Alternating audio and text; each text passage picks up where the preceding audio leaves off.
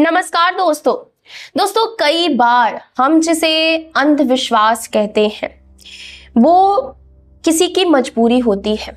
आज की ये कहानी यूपी के एक ऐसे गांव की है जहां आज भी सूरज ढलने के बाद सड़कों पर सन्नाटा पसर जाता है। आज की हमारी कहानी अंकित की कहानी है। अंकित शहर में एक अच्छी नौकरी करता है, पढ़ा लिखा इंसान है और अंकित भूत प्रेतों जैसी कहानियों में रत्ती भर भी विश्वास नहीं रखता है। घर में उसकी इकलौती नानी है जिन्होंने उसे माँ बाप की कमी कभी भी महसूस नहीं होने दी। लेकिन नानी की एक आदत अंकित को बिल्कुल भी पसंद नहीं थी, उसको हमेशा खटकती थी। नानी हर मंगलवार रात के ठीक 12 बजे एक पुरानी पीतल की कटोरी में दूध और ताजे बताशे लेकर के घर के पीछे वाले बगीचे में जाया करती थी। वहां एक बहुत पुराना जर्जर सा पीपल का पेड़ था।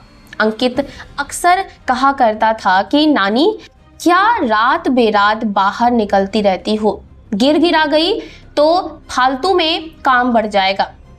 नानी बस एक फीकी मुस्कान देती और कहती, बेटा ये मेरी सेवा है, मेरा कर्ज है। जिस दिन ये कर्ज नहीं चुकाया उस दिन ये पीपल हमें खा जाएगा। एक मंगलवार की शाम को अचानक मौसम बहुत बिगड़ गया, बारिश होने लगी, तेज आंधी चलने लगी और बिजली कड़कने लगी। उसी रात नानी की तबीयत अचानक से बहुत ज़्यादा खराब हो गई।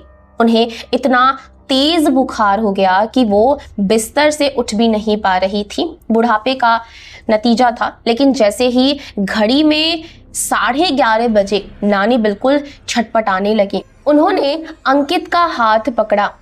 नानी का हाथ आग की तरह बिल्कुल तप रहा था क्योंकि उनको बुखार था। वो बोली, अंकित बेटा आज मैं नहीं जा पाऊंगी, आज तू चला जा।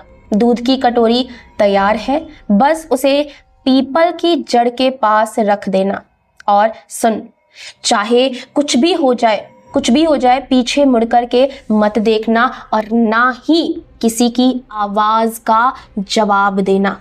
अंकित ने सोचा नानी बीमार है, अगर मैं नहीं गया तो ये रात भर नहीं सो पाएंगे। उसने बेमन से, उसको मन तो नहीं कर रहा था, बट उसने कटोरी उठाई और टॉर्च लेकर के पीछे वाले बगीचे की तरफ निकल पड़ा। बगीचा क्या था, जैसे कोई जंगल हो, ठीक है। हवा के झोंकों से पत्तों की आवाजें वहां पर ऐसे लग रही थी जैसे कोई फुसफुसा रहा हो। अंकित जैसे जैसे पीपल के पेड़ की तरफ बढ़ रहा था उसे महसूस हुआ कि बगीचे का तापमान एकदम से गिर गया है।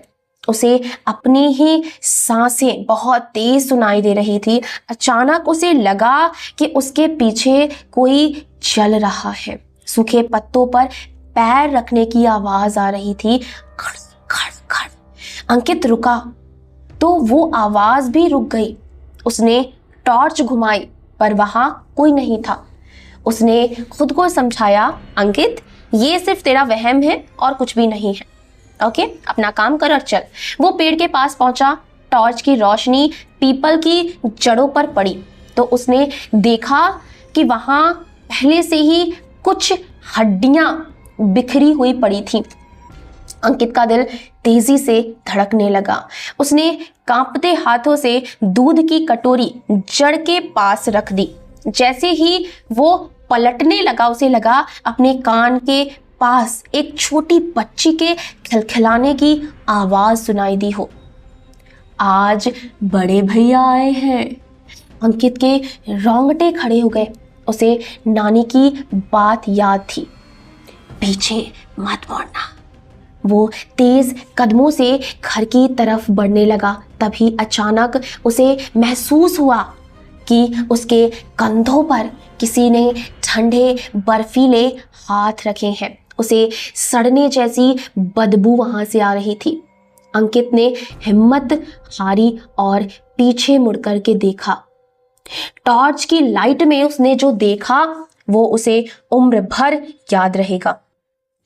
पीपल की डाल से एक औरत का साया लटक रहा था, लेकिन उसका सिर धड़ से उल्टा था। उसकी आंखें पूरी सफेद थीं और उनमें से काला पानी बह रहा था।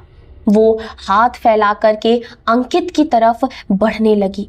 अंकित अपनी जान बचा करके भागा, लेकिन बगीचे का रास्ता जो है वो सिर्फ 2 मिनट का था। अब अंकित को ऐसा लग रहा था कि मीलों का रास्ता है और वो रास्ता खत्म ही नहीं हो रहा था। वो जितना भागता जाता था उसे लगता कि पीपल का पेड़ उसके और करीब आता जा रहा है। उसे हवा में सुनाई दे रहा था, दूध तो दे दिया, अब अपनी जान भी दे दे। अंकित गिरते पड़ते घर के अंदर घुसा और दरवाजा बंद कर लिया। पूरी रात दरवाजे पर कोई हाथ मारता रहा, खट खट तेज की आवाज। सुबह जब नानी का बुखार उतरा तो अंकित ने सब कुछ नानी को बता दिया। नानी रोने लग गई। उन्होंने बताया कि ये खानदान का वो काला राज है जो 100 साल पुराना है। उनके परदादा ने अपनी छोटी बहन को जायदाद के चक्कर में इसी पीपल के पेड़ के पास ठिकाने लगा दिया। तब से वो भूखी रूह हर मंगलवार अपना हिसाब मांगती है। नानी ने कहा, बेटा तूने पीछे मुड़कर बहुत बड़ी गलती कर दी, अब वो तुझे नहीं छोड़ेगी। अगले ही दिन अंकित ने देखा कि उसके गर्दन पर नीले पंचों के निशान थे। गांव के तांत्रिक ने कहा कि अब अंकित को हर मंगलवार वहां जाना ही होगा, वरना वो रूह उसे अपने साथ ले जाएगी। आज भी लोग कहते हैं कि वो पीपल का पेड़ और बड़ा और विशाल हो गया और अंकित अब किसी से बात नहीं करता है। बस हर मंगलवार चुपचाप एक दूध की कटोरी लेकर के बागीचे में जाता है और गायब हो जाता है। उसके साथ वहां पर क्या होता है, वो क्या करता है वहां पर, ये बात किसी को भी नहीं पता है। और ये जो कहानी है उसके पड़ोसी ने भेजी है। तो अंकित आगे क्या करता है उस बागीचे में जाकर के, और उसकी जो बुआ की रूह है उसका क्या हुआ, ये अभी तक किसी को भी पता नहीं है। तो आज की कहानी में बस इतना ही। आपको आज की कहानी और ये वीडियो कैसा लगा है कमेंट्स में ज़रूर बताइएगा। हम मिलेंगे अगली वीडियो में, तब तक अपना ख्याल रखिएगा, मेरा इंतज़ार करिएगा। Bye bye, take care.